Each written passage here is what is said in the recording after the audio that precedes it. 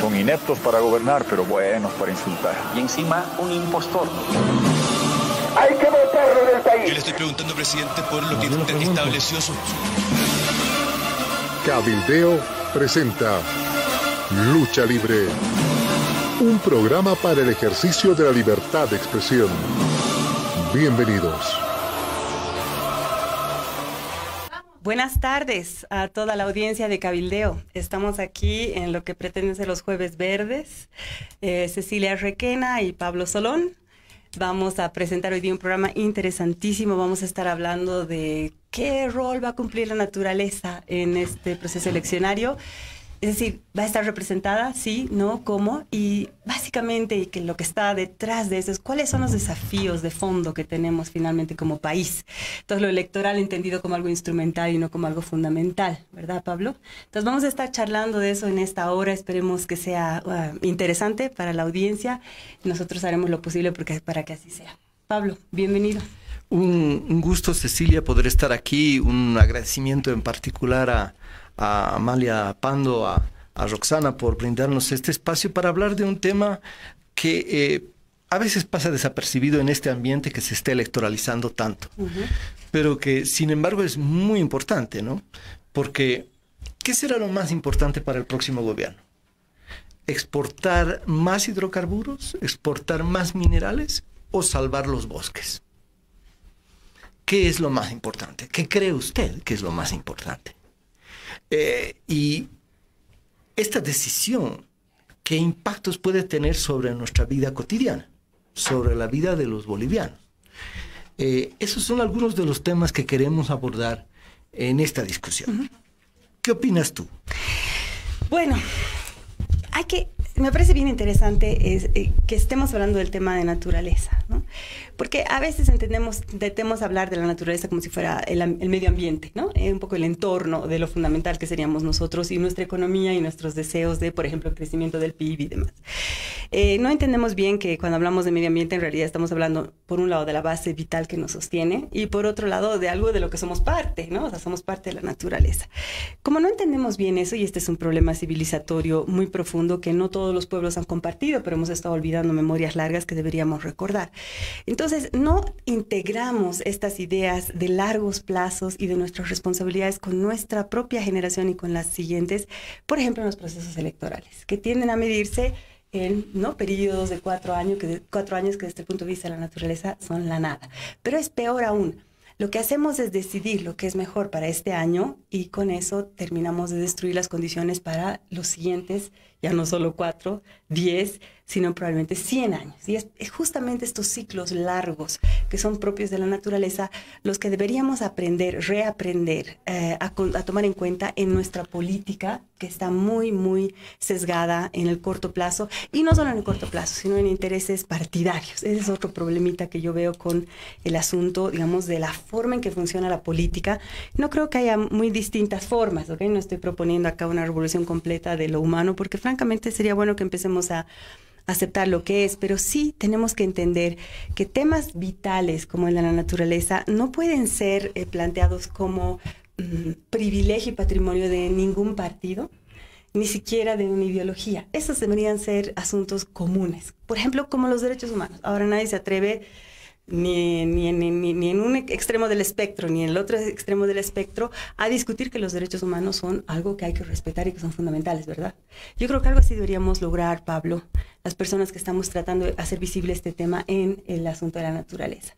Entonces, para responder a tu pregunta, me temo que buena parte de las opciones políticas lo que vayan a hacer es un poco más de lo mismo, no discutir, no poner en cuestión verdaderamente de manera profunda un modelo en el que estamos, que se lo cataloga como extractivista, rentista, pero yo diría que sería bueno también añadir unas etiquetas que plantean el problema desde una visión un poco más amplia, que es el desarrollismo y el economicismo, si quieres, ¿no?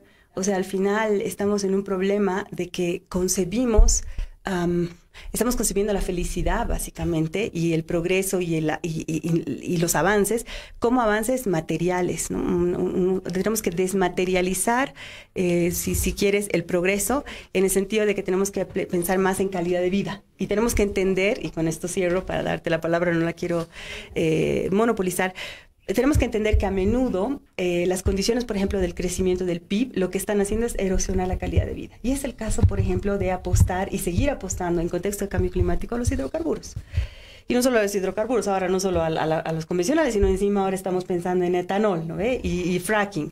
¿Qué pasa con eso? Lo que ocurre con este tipo de proyectos es que están destruyendo por una ganancia de corto plazo, que además no está muy bien distribuida y que se derrocha y demás, o sea que tampoco es la maravilla.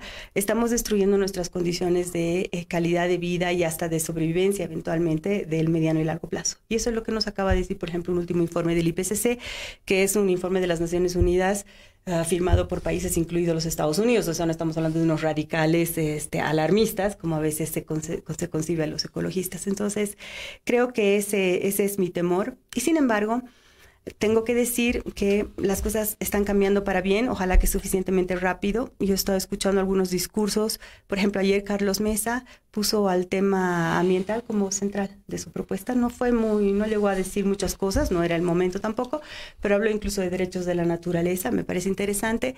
Otros candidatos, ahora sabemos que Víctor Hugo muy probablemente sea un candidato o ya es, han estado simpatizando con esta causa.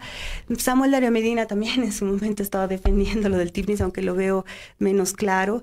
En cuanto a nuestro alcalde, también ha estado ayudando en lo del TIPNIS, pero lo veo menos claro en estos temas, por ejemplo, con la política local. Y en el caso de Evo Morales, que era el héroe mundial de la madre tierra, lamentablemente tenemos lo que ya todo el mundo sabe, que es mucha contradicción, ¿no? Se ha planteado que este era un gobierno que iba a respetar la madre tierra, que ha creado además normativa de avanzada, y lo que ahora tenemos es un gobierno desesperado por captar renta, y eso implica lamentablemente destrucción de la base vital. Muy interesante, Cecilia, ¿no? Yo coincido mucho contigo, pero hay un tema, eso de los ciclos largos, ¿no? O sea, siempre habíamos pensado que nosotros tendemos a ver los temas humanos que se mueven, que son más inmediatos, y los temas de la naturaleza sí son graves, pero son de ciclos más largos. Pero en realidad, este informe al que tú estás haciendo mención muestra que ese famoso ciclo largo ya no es largo. Okay. Cuando lo que dice el informe del IPCC, que el IPCC es el panel intergubernamental de científicos, de expertos alrededor del cambio climático, que acaba de sacar un informe sobre qué pasaría si es que la temperatura se eleva por arriba de 1.5 grados centígrados. Actualmente la temperatura ya se ha elevado 1 grado centígrado, y entonces le han pedido a este grupo de expertos, que son 90 si no me equivoco, pero que tienen un concurso de 44 países, en fin, que han recibido propuestas de varios miles, que la situación es tal de que para evitar que el planeta sobrepase el 1.5 grados centígrados, solo tenemos esta década que viene. Correcto. Es decir, o esta década actuamos hasta fines del 2030, o perdimos definitivamente la posibilidad de limitar el incremento de la temperatura a 1.5 grados centígrados. Entonces, ese ciclo largo ya no es tan largo. El próximo gobierno será clave, fundamental en lo que va a pasar a nivel del cambio climático a nivel global y también en Bolivia. Uno de los temas fundamentales que plantea este informe del IPCC es el tema de los bosques. Si queremos nosotros contener el incremento de la temperatura, tenemos que no solo parar la deforestación, sino reforestar. Correcto. Y está poniendo una cifra altísima. Reforestar 10 millones de kilómetros cuadrados. ¿10 veces Bolivia? 10 veces Bolivia de bosques, ¿no? Y entonces uno tiene que preguntarse qué estamos haciendo en el caso boliviano. Justo al revés. Estamos haciendo exactamente lo opuesto. Estamos a un grado de deforestación de 200.000 a 250.000 hectáreas cada año. Y la propuesta presentada por Bolivia ante la Convención de Cambio Climático es deforestar 3 millones de hectáreas hasta el 2030. Es decir, no dejar de deforestar, sino deforestar 3 millones. Pero yo digo que se van a sobrepasar esta meta de deforestación porque al ritmo de 200.000 a 250.000 hectáreas por año se va a sobrepasar esta meta. Entonces, ¿qué es lo que va a hacer? Yo he sido miembro del gobierno y en los discursos he empezado a creer poco. Porque la cosa es cómo aterrizan los discursos. Correcto. Entonces, ¿qué medidas concretas Carlos Mesa, Evo Morales, los otros candidatos, Revilla, Víctor Hugo, van a asumir en relación al tema de la deforestación? Y esto pasa, por ejemplo, por un tema muy particular, el etanol. Porque una de las causas, uno de los factores que va a agravar esta situación de deforestación que se está produciendo en Bolivia sin etanol, es que ahora hay una ley y tenemos a toda una agroindustria en el oriente que quiere producir caña de azúcar para alcohol y alcohol para el etanol. Van a restringir, limitar, revertir esta ley del etanol. Porque cualquier discurso a favor de la madre tierra, del medio ambiente, que no pone coto a la ley del etanol, es más de una retórica, pero que no hace énfasis en el problema central. Sí. El tema de la carne es el otro. Hoy día el principal factor de deforestación es la ganadería. Ya no es la agroindustria. Los datos son increíbles. Y nosotros no exportamos casi carne. Pero resulta que en noviembre se anuncia la firma de un contrato de exportación de carne a la China. Evo Morales iría a la China para firmar este contrato. Si este contrato de exportación de varias decenas de miles de toneladas de carne a la China se concretara, eso nuevamente sería otro factor que directamente impulsaría a que las 250.000 hectáreas que se deforestan cada año se amplíen muchísimo más. Entonces, nuevamente la pregunta es, ¿qué posición tienen los candidatos frente a este tema? Sí. Un problema al que quisiera referirme ahora es que mucha gente plantea que estas demandas son soñadoras, idealistas, y que los realistas serían aquellos que dicen, en el fondo no hay nada, no hay otra cosa que hacer. ¿Entiendes? Tenemos que seguir este camino. Los soñadores son los que quieren proteger los árboles, los bosques. Sí, exactamente. O sea, los soñadores vienen a ser los que te dicen, ya no podemos deforestar más, ¿no? Y tenemos que cambiar de forma de concebir el desarrollo y de habitar este planeta. Yo quisiera ir contra eso. Yo quisiera decir que las personas que están creyendo que se puede continuar habitando este planeta como lo hacemos básicamente y concibiendo el desarrollo como mayor producción, mayor consumo, básicamente midiéndolo en términos de PIB, esos son los que tienen un problema de falta de realismo. O sea, no están entendiendo el contexto. Cuando se lee, por ejemplo, el informe del que tú has hablado, que es el informe especial de un aumento de temperaturas 1.5, queda claro, y los científicos lo están diciendo como pueden decirlo, que el camino que llevamos, y ya no hablo solo de Bolivia, sino es global, es absolutamente inviable. Nos vamos a chocar contra vamos a terminar de chocarnos contra los límites de la naturaleza que ya, como bien ha dicho el Pablo, están presentes y los estamos violando y estamos viendo ya las consecuencias. Por ejemplo, para que me pregunten, en Bolivia, ¿cuáles son las consecuencias del cambio climático? Ok, fácil, Chacaltaya ha desaparecido ya, con lo que ha desaparecido una fuente de agua, ¿no? Si hacemos desaparecer los bosques, sabemos ya también, no sé si todo el mundo lo sabe, pero eso es importante entender, los científicos ahora entienden que la fuente de las lluvias de buena parte de Sudamérica es el bosque en pie, sobre todo el bosque amazónico. Así es. Entonces, ¿dónde está el realismo? ¿Dónde está el pragmatismo? ¿No? Por supuesto que no está en seguir el camino como lo estamos, digamos, como lo estamos caminando. Hay que hacer unos cambios bien profundos y aquí hay que ser serios. Y me parecía súper bien cuando Pablo decía al principio, pero tenemos que tener cosas muy concretas, ¿no? Más allá del discurso. Y yo pienso que ese es un desafío. Y ahí yo planteo que tenemos que pensar en transiciones, porque por supuesto que hay una angustia en la gente cuando dice, bueno, ahora nos van a cambiar por completo, ¿no? De A a B.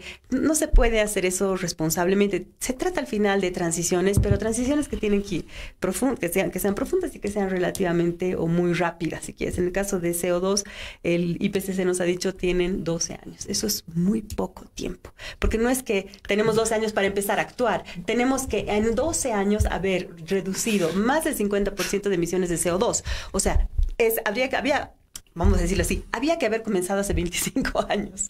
Ya estamos tarde. El segundo mejor momento es este porque no queda otra, pero no es de aquí a 13 años. Entonces, las transiciones, la idea de transición a mí me parece muy conducente porque, por un lado, se hace cargo de que no podemos derrumbar el edificio, ¿no? En este caso, por ejemplo, el país y sus estructuras de un día para otro. Es algo que se hace poco a poco o probablemente no tan poco a poco, a veces con saltos, ¿no?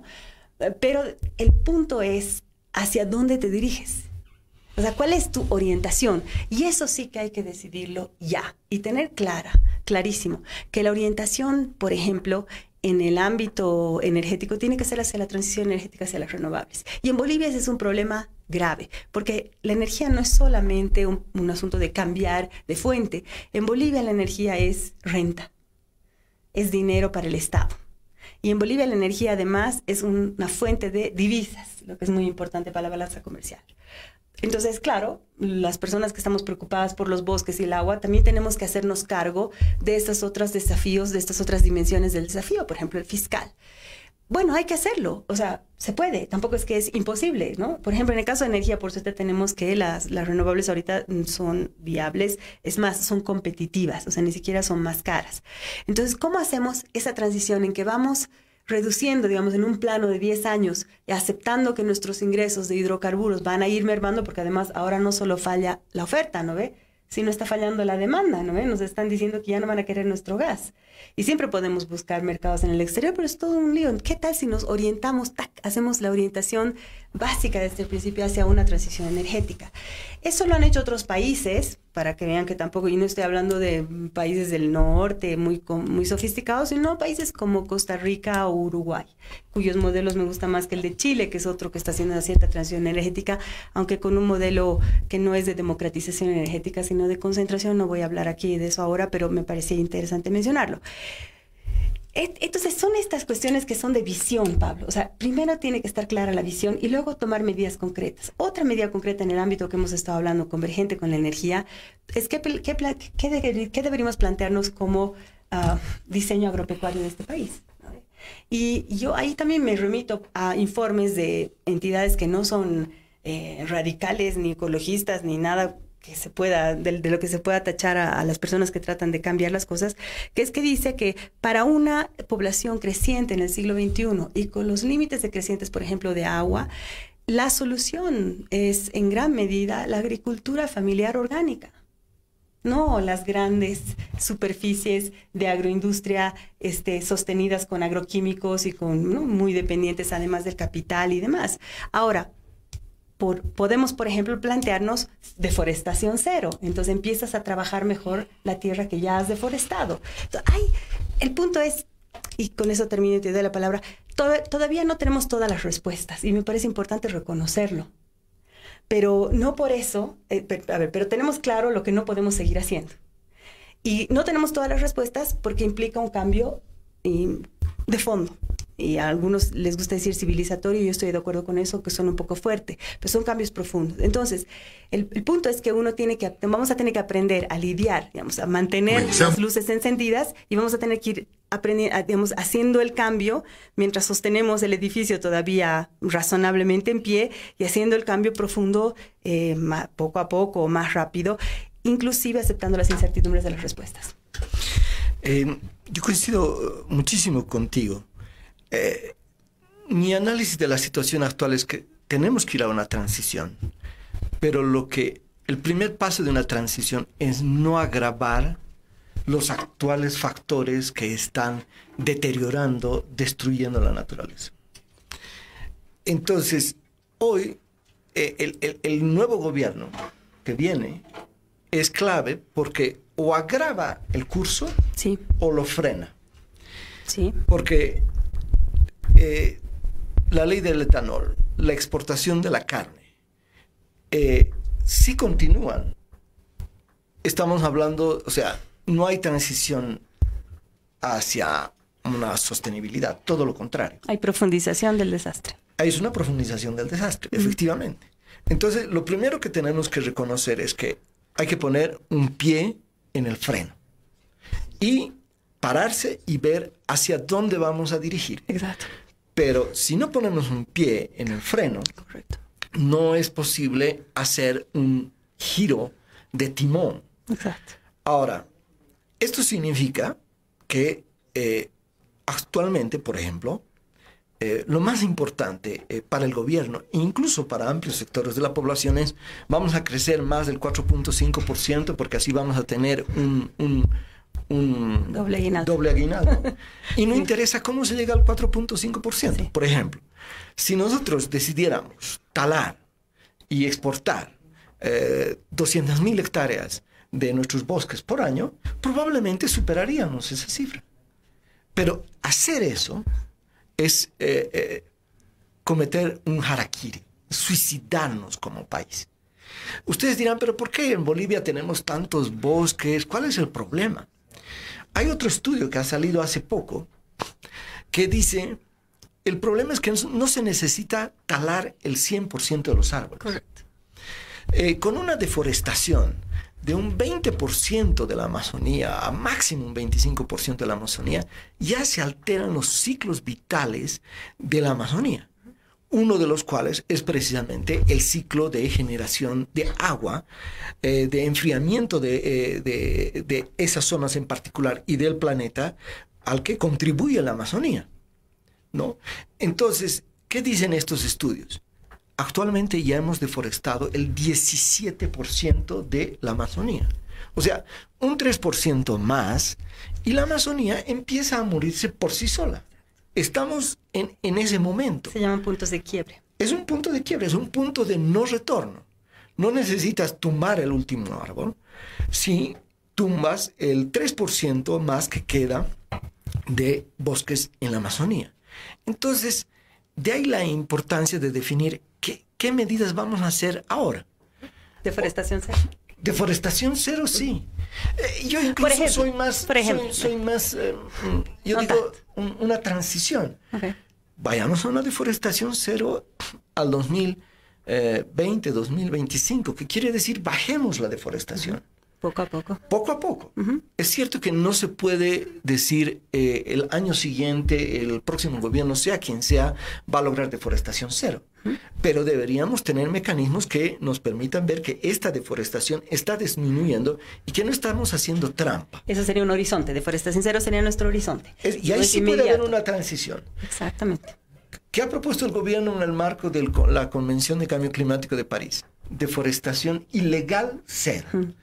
Es decir, la deforestación que se hace sin permiso de la ABT debería estar totalmente eliminada hasta 2020. Pero la deforestación como tal se ampliaría. Entonces, eso es hacernos una trampa a nosotros mismos, porque es no atacar la causa estructural y de fondo. Ahora, ¿cómo podemos parar esta deforestación si no cambiamos nuestra relación, nuestra mirada hacia el bosque? Yo creo que este es el tema fundamental. La mirada que actualmente, y creo que Evo Morales la ha sintetizado, es la de ver al bosque como una barrera, algo que se tiene que colonizar. Y lo que tenemos que volver es a la visión indígena del bosque. El bosque es nuestro hogar con el que tenemos que convivir y mientras más se fortalezca el bosque, más fuertes seremos nosotros. Un reciente estudio decía, Bolivia es un país que tiene pocos conflictos a nivel del agua. comparados con otros países. Pero todos los escenarios muestran que si se incrementa la temperatura, en todo Bolivia habrán conflictos en relación al agua. Bueno, ya hay conflictos. Ya hay conflictos. En otras ciudades y aquí casi los hubo, ¿ah? Exactamente. Estamos aún tristes. Pero lo que ocurre en los conflictos es que nosotros estamos acostumbrados a que si hay escasez del agua este año, al año siguiente, entonces sí, lo vemos como un conflicto. Pero como mejora al año siguiente, entonces ya dejó de ser un problema. Así es. Pero no vemos que en estos conflictos con la naturaleza, la caída no es en línea recta hacia abajo, sino es siempre yendo arriba abajo, pero donde uno tiene que ver es la tendencia. Y hacia ahí vamos. Claramente, lo que ha ocurrido el año 2015-16 se va a repetir y cada vez va a ser mucho más grave para las ciudades mismas. Sí. Entonces, tenemos que asumir políticas en función de esto. Entonces, ¿quiénes son realistas? Pregunto otra vez. No, justamente, eso es lo que hay que entender. O sea, no pensamos en sistemas. Pensamos en, no sé, hidrocarburos, renta, ¿no? Bonos, que además es una asociación abusiva porque en realidad da para el derroche, es lo que quiero decir. La renta ha sido derrochada y ojalá dejara de serlo. Pero no pensamos en sistemas. Entonces, y aún si recibiéramos renta en un mundo, digamos, distópico, ¿no? De los hidrocarburos, pero no tenemos agua. Eso, por ejemplo, ha hecho caer civilizaciones y cada vez hay más estudios. Hay uno muy reciente, publicado en Science, sobre la debacle de la civilización maya. Sequía persistente, ¿no? Durante muchos años. A propósito del informe del IPCC sobre cambio climático, esa es la perspectiva para muchas de las áreas áridas. Y de hecho nosotros ya estamos en ese proceso. Hace 2 o 3 días salió una noticia del CENAMI ya con mediciones concretas sobre el lago Titicaca. Por supuesto que el lago Titicaca sube y baja su caudal, ¿no? La naturaleza también tiene esos ciclos naturales. Pero como tú bien decías, es la tendencia. Y la tendencia que nosotros tenemos es hacia el estrés hídrico, lo que se llama, que es una tensión entre la oferta y la demanda. Y además, como aumentamos población y cada vez hay menos, vamos a decir, voy a tratar de conectar cosas. Cada vez hay menos bosque que genera lluvia. Por otro lado, porque tenemos mayor temperatura, tenemos menos glaciares, que son los que nos contribuyen a alimentar nuestra agua en invierno, aunque en un porcentaje pequeño, menos del 20%, pero se vuelve crítico cuando ya estás como con más gente, con más demanda y menos oferta, que sería, por ejemplo, glaciares y lluvias. Y claro, ¿qué pasa si nosotros nos tenemos que enfrentar por el agua acá? Ya hemos tenido un ensayo general y ha sido duro, ¿no? Entonces, el punto es que si mantenemos el modelo de desarrollo tal cual lo mantenemos, que es, por ejemplo, con la deforestación, que es uno de los elementos que estamos mencionando ahora, lo que podemos garantizar sí es que eso se va a agravar.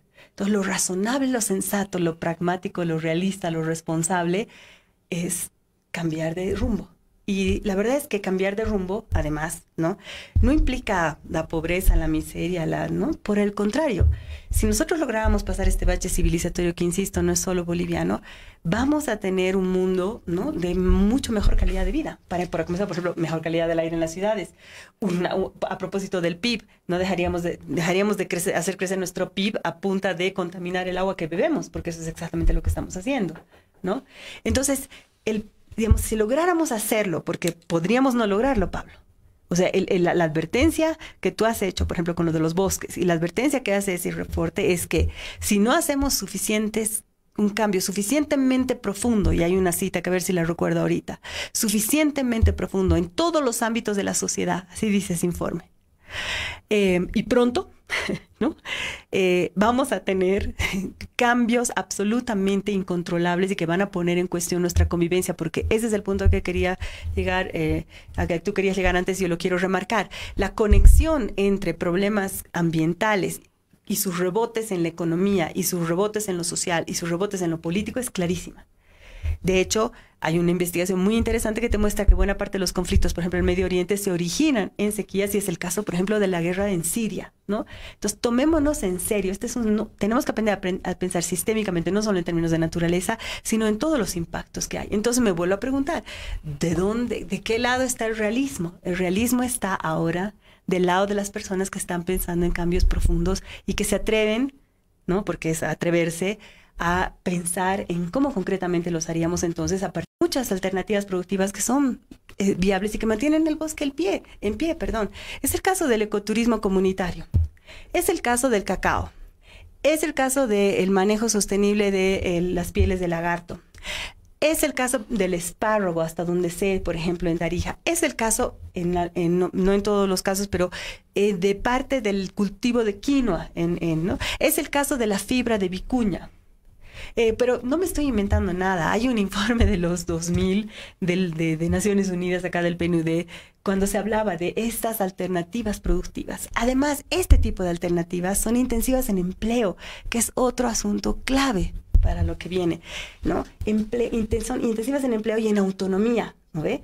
Entonces, lo que habrá que pensar hacia adelante es una miríada de cosas diversas, localmente adaptadas, conectadas, generando mejor calidad de vida, ingresos, empleo, pero realizado, y creo que este es el gran desafío, dentro de los límites de la capacidad regenerativa de los ecosistemas de los que dependemos nosotros. Por ejemplo, nuestro abastecimiento de agua y, por qué no decir, por ejemplo, la calidad de nuestros alimentos, que ahora está en gran medida envenenada. Estamos comiendo veneno. Entonces, el cambio sería posible, quiero creerlo así, creo que hay que ponerse a trabajar en eso y mejoraría nuestra calidad de vida y sobre todo de aquellos que vienen después. Ahora, yo coincido contigo, quiero remarcar un tema, ¿no?, en el que me he puesto a pensar, ¿por qué los gobernantes optan por un proyecto extractivista que sabemos va a destruir a la naturaleza y que lo saben y lo privilegian? ¿No? No es porque no tengan los datos, porque los tienen. Por ejemplo, en el ámbito de las megahidroeléctricas me ha quedado claro que ellos saben perfectamente el impacto, la magnitud de las inundaciones. Si se hiciera el Chepete tendríamos el tercer lago más grande de Bolivia, cuanto de deforestación, en fin. Y ellos saben también que no es rentable. Porque para ser realistas, si alguien me dice, pero es que, ¿cómo vas a defender los bosques si con esto nos vamos a hacer multimillonarios? Pero ni el Chepete ni Rosita no son rentables. Encima de todo, no aguantan ni el primer análisis financiero económico clásico. Y, o sea, aún con su lógica no funciona. Y si vamos al sector de hidrocarburos y lo vemos en proyección, tampoco es rentable. Hoy día, estos años será rentable, pero seamos claros.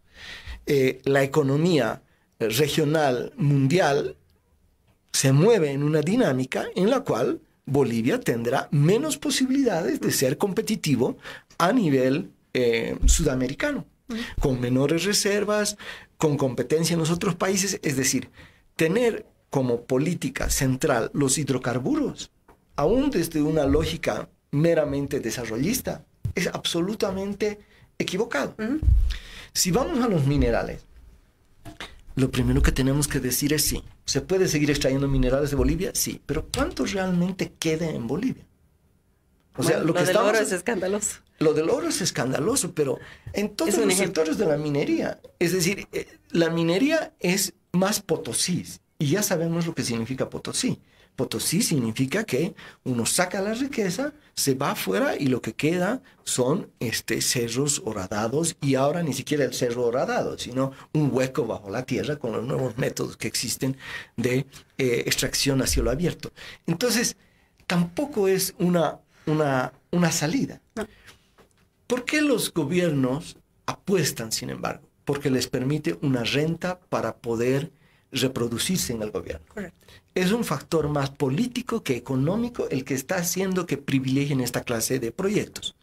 Porque si uno promueve la agricultura familiar, como tú lo dices, ¿cuál va a ser el ingreso para el Estado?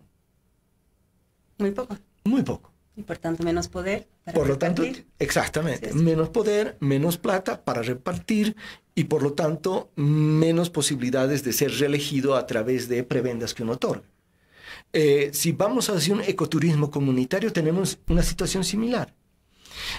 Si vamos a una distribución de la energía en su generación a través de emprendimientos solares comunitarios, eólicos comunitarios, que que se pueden hacer totalmente y de manera absolutamente rentable en el país, esto generaría que no tenemos una empresa estatal de electricidad que concentra, que monopoliza todo, sino que tenemos en un periodo de algunos años un 20-30% generado por pequeños consumidores que se han vuelto productores. Esto nuevamente significa un detrimento de ingresos al Estado. Entonces, pero la sociedad puede estar mejor. El problema es que estamos viviendo bajo una visión de que el Estado tiene que concentrar todos los intereses porque el Estado nos representaría a los bolivianos. Cuando lo que ocurre es que el Estado está en función de quienes lo detentan o detentan el gobierno temporalmente y utilizan esos recursos para prolongarse en el gobierno, antes que para cambiar las bases estructurales de la pobreza en el país. Entonces, tenemos que atacar el tema del Estado. ¿Cómo democratizamos el Estado? Yo me pregunto, ¿cómo hacemos que haya una democracia donde vote la naturaleza? Yo no creo en una democracia que sea no antropocéntrica si solamente seguimos pensando en los seres humanos.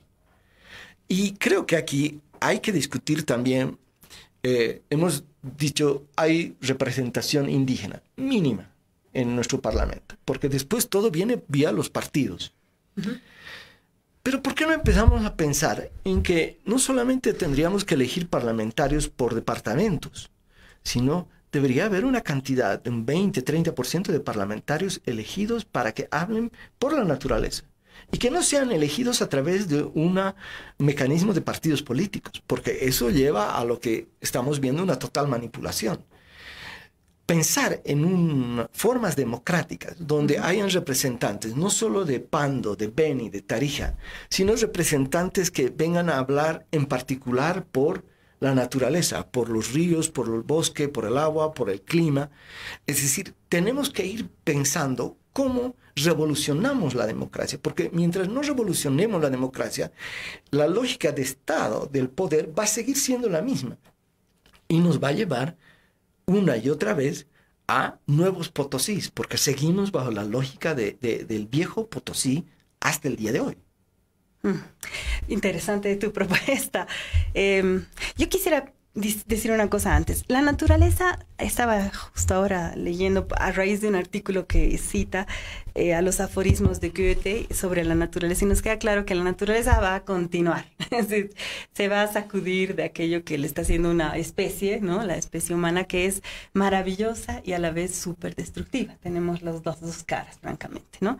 Entonces, en el fondo, cuando estamos defendiendo a la naturaleza, estamos defendiendo nuestra capacidad de subsistir en una vida tal cual más o menos tal cual la conocemos hoy, sin tener que entrar a escenarios de cambio completo, tipo, no sé, pues Mad Max, ¿no? Esas distopias que hay. Entonces, eso como primer punto. Entonces, si nosotros lográramos entender, yo creo que sería más fácil ese tipo de propuestas, si nosotros lográramos entender, increíblemente no lo entendemos, nuestra radical dependencia de la naturaleza, y que además somos naturaleza, es algo que increíble, digo, es increíble, pero lo hemos olvidado y razonamos constantemente olvidando eso, dando por supuestas cosas que no son obvias.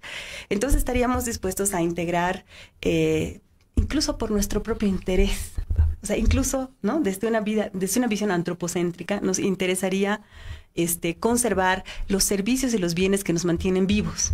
Porque al final nosotros no producimos en ninguna fábrica oxígeno, ni producimos en ninguna fábrica agua, ¿no ve? La transformamos en el mejor de los casos y a veces hasta la arruinamos.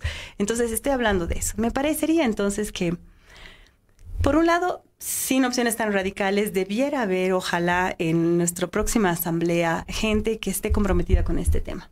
O sea, digamos, en la vía tradicional, por así decirlo, ¿no ves? O sea, que entre los partidos... Sí, sí, eso. Pero tienes un pequeño problema, ¿no? Varios. Que han hecho que en la lógica de los partidos actualmente en el Parlamento, si tú votas en contra de lo que tu bancada ha resuelto, tú puedes ser marginado del Parlamento.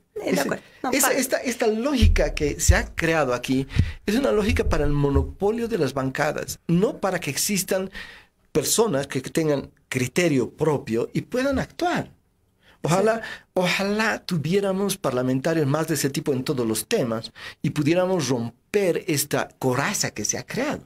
Bueno, yo espero que los nuevos... a ver, yo creo que esa es una crisis de la partidocracia que no es solo boliviana y la gente que otra vez los pragmáticos, los realistas, los responsables tienen que estar pensando en cómo van a superar estos impases, ¿no? Ahora, por ejemplo, hay una demanda en Bolivia de una política más ciudadana, con mayor participación ciudadana. O sea que yo espero, no renuncio a la esperanza, Pablo, porque es lo único que tenemos al final, es que logremos cambiar estas reglas tan terribles, ¿ok? Coincido totalmente. Okay. Tenemos que cambiar estas reglas. Ahora, mientras ir más allá. Está bien. Qué lindo poder pensar en futuros, ¿no? Todavía tenemos ese chance. Me parece interesantísimo lo que dices y pienso en otro tipo de cosas más, así lanzando ideas, ¿no? Para ver qué pasa.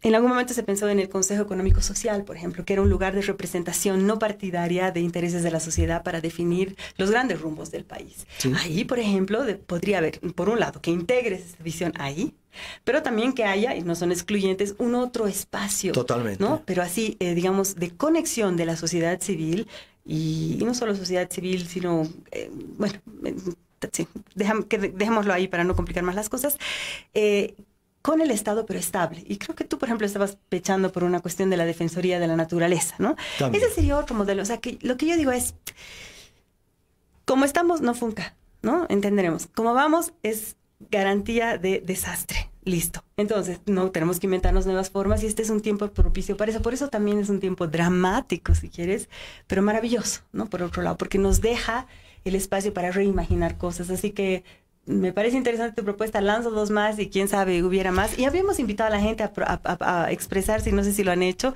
porque en una de esas hay ideas fantásticas por ahí que valdría la pena compartir. No sé si hemos podido revisar He tenido que apagar mi celular porque han empezado a llamar. Así que lo lamentamos mucho a las personas que hubieran escrito. Sí, pero lo que tú dices, o sea, ¿qué estamos viendo? Que para que la naturaleza esté representada, por un lado tenemos que ver ¿qué propuestas concretas hacen los diferentes candidatos, partidos que se presentan a las elecciones sobre temas particulares que tienen que ver con la biodiversidad, con los bosques, con el agua, con los ríos, con la energía, ¿no? Esto es muy importante. Pero también estamos viendo de que es necesario asumir ciertas propuestas para que a nivel institucional se le escuche a la naturaleza. Poder tener parlamentarios, aún en el actual sistema, que puedan hablar de manera independiente, libre pensantes de la naturaleza, es fundamental.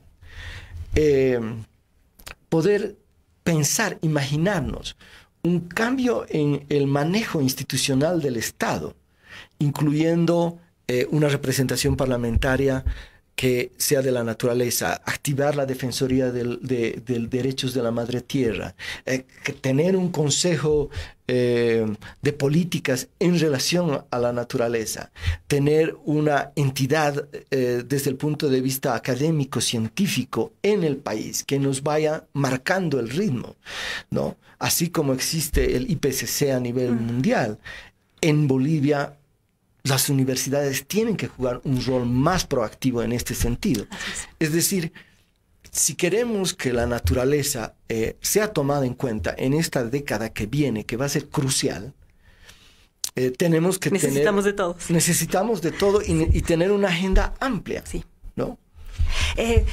Ceci Estrada nos ha mandado un mensaje preguntándonos por qué el gobierno insiste en Chepete Bala, Rositas. Luego creo que he entendido que tú medio que has respondido a eso. Es un afán también de poder. La concentración de la renta implica poder, pero no sé si queremos decir algo más al respecto. En cualquier caso, saludos. Y quería nada más contarle a la gente para que vean que no estamos soñando cosas imposibles. La UMSA ha sido clave en el proceso de Chepete Bala. Totalmente. La OMSA, a través de uno de sus institutos, el Instituto de Hidrología y algo más. Hidráulica de la OMSA. Gracias. Pero han hecho además una alianza entre todos los institutos. Le contaremos a la gente porque no son cosas que pueden pasar, que ya están pasando, ¿no es así? Totalmente. He estado el pasado viernes en una reunión de varios institutos, tanto de antropología, de biología, el Instituto de Hidráulica de la OMSA, que como universidad han dicho, bueno, vamos a estudiar los estudios que hizo Geodata en su primera fase de identificación y ver qué es coherente, qué no es coherente, cuáles son los impactos reales, cuáles son los problemas, y van a sacar estas conclusiones en el curso de los próximos meses. Y creo que esto es muy importante. Ahora, ¿por qué Chepete y Bala están en la propuesta del gobierno? Sí. Yo tengo una hipótesis, ¿no? Échale. Y mi hipótesis es porque necesitaban proponer algo frente a la caída de los hidrocarburos. Y creyeron de que esto de exportar energía eléctrica era, bueno, la gran maravilla del mundo. Otra vez se agarraron del zombie del siglo pasado. Que es otra vez el corazón energético. Sí. Pero resulta que las cifras no cuadran. En el caso de Rositas, que ha sido postergado por ENDE hace apenas unas semanas, el problema de fondo es que según los estudios hechos por una consultora española que se llama Eptisa, el costo por megawatt hora estaría por los $74 megawatt hora. Cuando en Bolivia estamos pagando a nuestras generadoras alrededor de $40 a $42 por megawatt hora. O sea, generaría Rositas a un precio mucho más alto de lo que se paga a las generadoras nacionales. Y a nivel internacional, ¿cómo es que tú vendes energía eléctrica? Los países vecinos tienen un sistema que se llama de subasta. Es decir, ellos van a necesitar 1.500, 2.000 megawatts más para el año 2020-25 y ponen una subasta. ¿Quién nos puede ofrecer? ¿No? Y entonces se presentan diferentes compañías. La que gana es la que va a hacer el emprendimiento, ya sea solar, eólico o hidroeléctrico, para poner en funcionamiento esa generación y ofrecer esa cantidad de electricidad que ha ganado en la subasta. Bolivia no ha ganado ninguna subasta entre los países vecinos. Entonces, construir una mega hidroeléctrica de semejante magnitud sin tener un contrato asegurado es una locura. Es decir, simple y llanamente, eso no tiene nada de realista. Eso es una estupidez, ¿no? Es una estupidez que tiene. Yo me he preguntado, nos hemos estado preguntando, ¿cómo se entiende este despropósito completo? Porque, como decía, ni siquiera en términos muy estrictos financieros, para no hablar de económicos, que es más amplio, esto se sostiene. Y una hipótesis hecha aquí, que es la del poder, yo coincido con esa. Yo tengo una adicional, la corrupción. Totalmente. Hay mucha plata involucrada, incluso en los estudios. Insistir en estudios, por más de que se sepa ya que el proyecto es inviable, por ejemplo, la segunda fase de Chepete Bala, podría, no lo podemos asegurar, por supuesto, pero tenemos mucho derecho a sospechar, dado que no se encuentran razones sensatas. Es que también tiene que ver con que uno se queda con parte de los contratos estatales que ofrece, y peor aún cuando nuestros contratos estatales están hechos a dedo. Es decir, no hay licitaciones internacionales serias, etcétera. En el caso de Rositas es una locura porque incluso se ha definido un precio antes de los estudios. O sea que creo que esa es otra de las... Y esa es una motivación que explica, creo yo, muchas cosas, y además en el cortísimo plazo. Quiero añadir a lo que tú has dicho a propósito de energía, y tenemos que ir cerrando el programa, creo, por lo que he visto ya estamos en las horas finales. Quería decir nada más que tenemos que entender otro problema del actual gobierno que tienen que superar quien sea que venga después, que ojalá que haya alternancia, vamos a desear democráticamente que así sea, es que la matriz energética mundial está cambiando y va a seguir cambiando, ¿no? Y va a cambiar hacia las renovables. Y las renovables, ejemplo, solar y eólica, que son dos de ellas, están en todas partes. Entonces, en el fondo, ya no vamos a tener el actual modelo basado en hidrocarburos, que es donde ciertos países producían esto y además trataban de controlar el precio. Va a ser un modelo desconcentrado energético, porque en Brasil, por ejemplo, uno de nuestros clientes potenciales del Chepete Bala, o Argentina, tienen sol, ¿no? Tienen viento, un poquito más, otro poquito allá, más baterías, a ver si hablamos algún rato de lo del litio, ¿no? Etcétera. Entonces, mi punto es que los países no van a necesitar importar energía en el futuro que está ya aquí. No van a necesitar. Entonces, es una locura estar apostando nuestro desarrollo y comprometiendo con eso cosas que realmente son básicas para nuestra vida, como los bosques, en un modelo energético que no tiene destino. Totalmente. Y sí, y termino diciendo, porque ya te doy la palabra para el cierre, creo que estamos ahí, es que, por ejemplo, ¿qué más podemos decir para como medidas concretas de inmediatas y de cambio, digamos, de medidas concretas con cambio de visión? Cero fracking en Bolivia. Absolutamente. Cero energía nuclear en Bolivia. Transición hacia las energéticas, responsable, por supuesto, compañeros. Nos damos cuenta que hay un problema de renta ahí, un problema fiscal, habrá que tratarlo responsablemente, pero lo responsable no puede ser seguir este camino inviable. Esa no puede ser la respuesta para el pueblo boliviano. Ahora, yo quiero terminar con una nota, ¿no? Que somos muy críticos al proyecto hidroeléctrico, al proyecto nuclear, pero hay una buena noticia. ¿El litio vas a decir? No. La cantidad de energía solar, de proyectos concretos de energía solar que están en curso, sí, hasta el próximo año van a sumar unos 130 megawatts. Sí. Que es 130 megawatts sobre unos 2.200, más o menos un 10%. Exacto. Pero a eso tienes que sumarle los proyectos concretos que están en curso a nivel eólico. Y ahí tenemos unos 27 ya en funcionamiento en Cochabamba, y tenemos el parque eólico en Santa Cruz. Si sumamos estos dos, la realidad es que en Bolivia podríamos estar acercándonos a tener entre un 15 y un 20% de energía eólica y solar, no para el 2025, para el 2020. Así es. Entonces, ¿esto qué muestra? Que mientras el grueso de las consultorías se destinan a hacer estos estudios para megaproyectos que no tienen sentido, en la realidad lo que sí es viable y lo que sí avanza son los proyectos de generación eólica y solar en Bolivia. Sí. Y si hubiera una política de profundizarlos, de fortalecerlos y de ampliarlos a la sociedad, a las comunidades, a los municipios, entonces el resultado sería muchísimo más grande. Bueno, te doy para el cierre, estamos a un minuto. Bueno, es que yo quería contar algo porque me parece importante. Las energías renovables tienen una cosa muy interesante, que es que no son un recurso natural, ¿no? Son tecnología que están recibiendo básicamente el viento y, por ejemplo, el sol. Y otra cosa importante, por ejemplo, para crear energía fósil, tú necesitas una gran cantidad de inversión, por ejemplo, en exploración, que es lo que estamos viendo, y además es un desastre ambiental. La sísmica nomás es terrible, algún rato vamos a hablar de Tacana 2. Lo que acaba de hacer el Banco Mundial es poner gratis un mapa de potencialidad de energía eólica en el mundo.